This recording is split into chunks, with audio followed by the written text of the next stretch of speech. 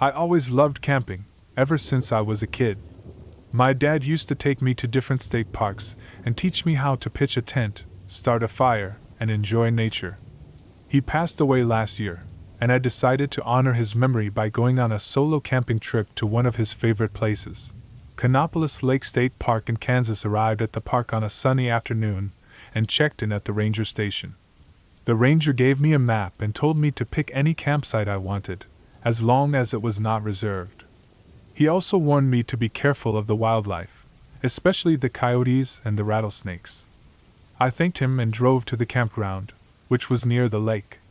There were a few other campers around, but I wanted some privacy, so I chose a spot that was far from the others, surrounded by trees and rocks. I set up my tent, unpacked my gear, and made a small fire.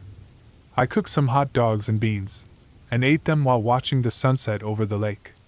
It was a beautiful sight, and I felt a wave of peace and gratitude. I wished my dad was here with me, but I also felt his presence in my heart. I cleaned up my dishes, put out the fire, and crawled into my sleeping bag.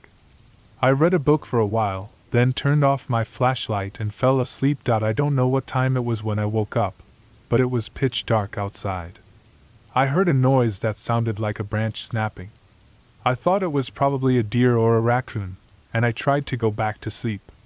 But then I heard another noise closer to my tent. It sounded like footsteps, heavy and slow. I felt a surge of fear, and I grabbed my flashlight and my pocket knife. I wondered if it was a bear, or a mountain lion, or maybe a person. I hoped it was not a person. I turned on my flashlight and pointed it at the tent flap. I saw a shadow moving outside, blocking the light. It was big, and it had horns. I gasped, and the shadow stopped. It seemed to sense my presence, and it made a low growl. I realized it was not an animal, or a person. It was something else, something I had never seen before.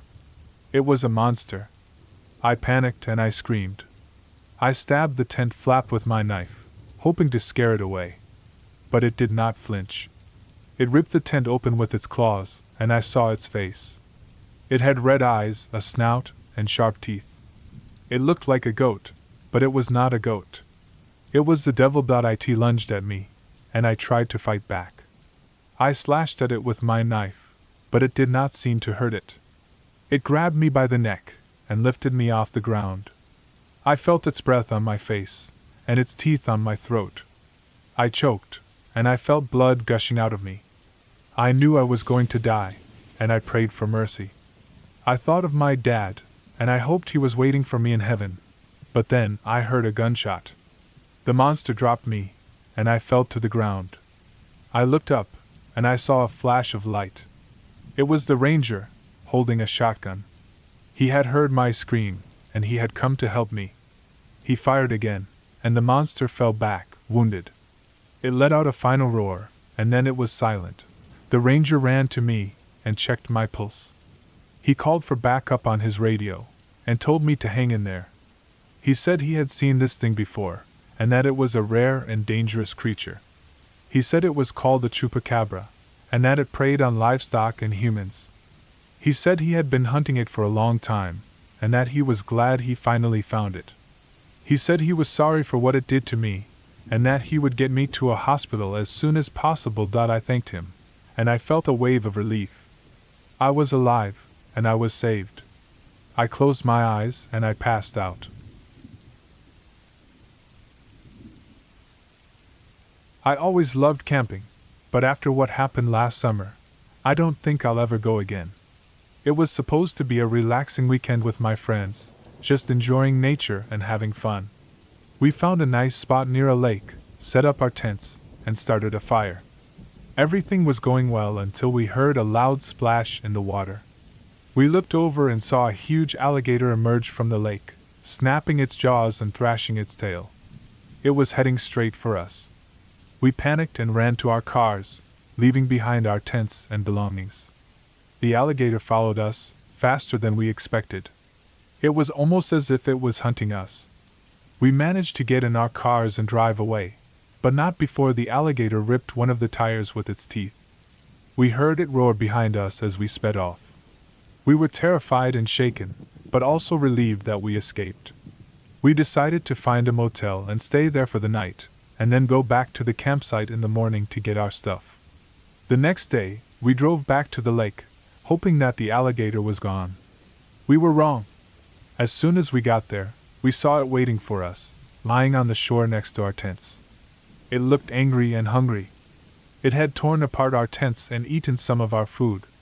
It also had something else in its mouth, a human arm. We screamed and backed away, realizing that the alligator had killed someone else who had camped there. We didn't know who it was, but we felt sorry for them. We also felt guilty, because maybe if we had warned someone about the alligator, they would have been alive. We quickly got in our cars and drove away, leaving everything behind. We didn't care about our stuff anymore. We just wanted to get away from that monster. We never went back to that lake, or any other lake for that matter. We also never went camping again. We still have nightmares about that alligator, and the arm in its mouth. We wonder if it's still out there, waiting for its next victim.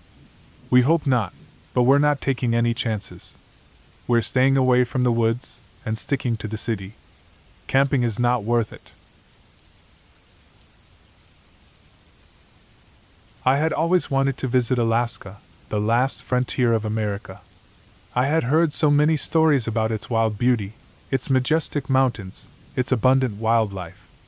I had saved up enough money to take a 2-week vacation and booked a flight to Anchorage. From there, I rented a car and drove to one of the best campgrounds in the state, according to my online research, Canopolis Lake State Park, 1-13. The park was located in the Smoky Hills region, about 4 hours away from Anchorage. It had a large reservoir, desert plants, a prairie dog town, and scenic sandstone canyons. It also had several trails for hiking, biking, and horseback riding. I was excited to explore the park and enjoy the nature. I arrived at the park in the afternoon and checked in at the visitor center. The ranger gave me a map and some brochures, and told me to pick any campsite I liked. He also warned me to be careful of bears, wolves, and coyotes, and to store my food properly. He said there had been some reports of animal attacks recently, but nothing serious. He said the park was safe as long as I followed the rules and used common sense. I thanked him and drove to the campground. It was a large area with about 50 campsites, each with a fire ring, a picnic table, and a tent pad. There were also toilets, showers, and a dump station nearby. The campground was almost empty, except for a few RVs and tents. I guess most people preferred to camp in the summer, when the weather was warmer and the days were longer. I didn't mind the cold or the dark.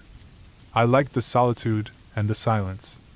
I chose a campsite near the lake, with a nice view of the water and the hills. I set up my tent, unpacked my gear, and made a fire. I cooked some hot dogs and beans, and ate them with bread and mustard.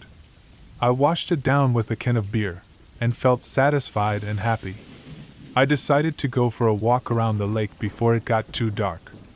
I put on my jacket, hat, and gloves, and grabbed my flashlight. I also took my pocket knife, just in case.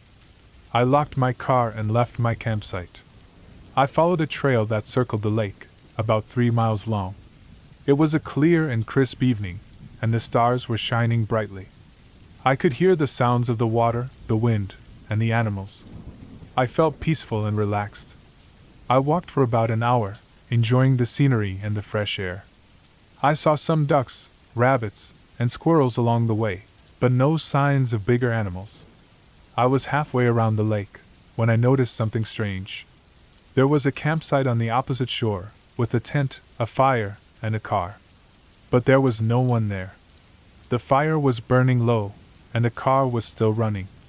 The tent flap was open, and there was a sleeping bag and a backpack inside. It looked like someone had just left in a hurry, or had been taken away. I felt a chill run down my spine, and a sense of dread. I wondered what had happened to the camper, and where they were. I wondered if they were in trouble, or if they were the trouble.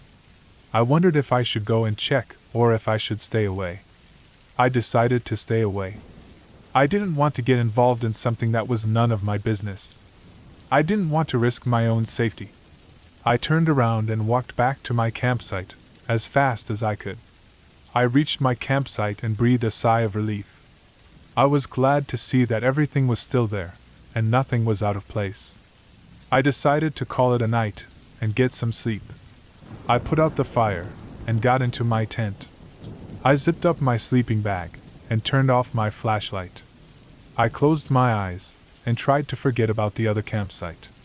I told myself that it was probably nothing, and that I was just being paranoid. I told myself that I was safe, and that nothing would happen to me. I was wrong.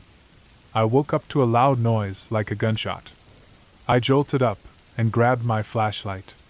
I turned it on, and looked around. I saw a flash of light, and heard another gunshot. It was coming from the other campsite. I heard a scream, and then silence. I felt a surge of fear, and a rush of adrenaline. I wondered what was going on, and who was shooting. I wondered if I should call for help, or if I should hide. I decided to call for help. I reached for my phone, and dialed 911. But there was no signal. I cursed, and threw my phone aside.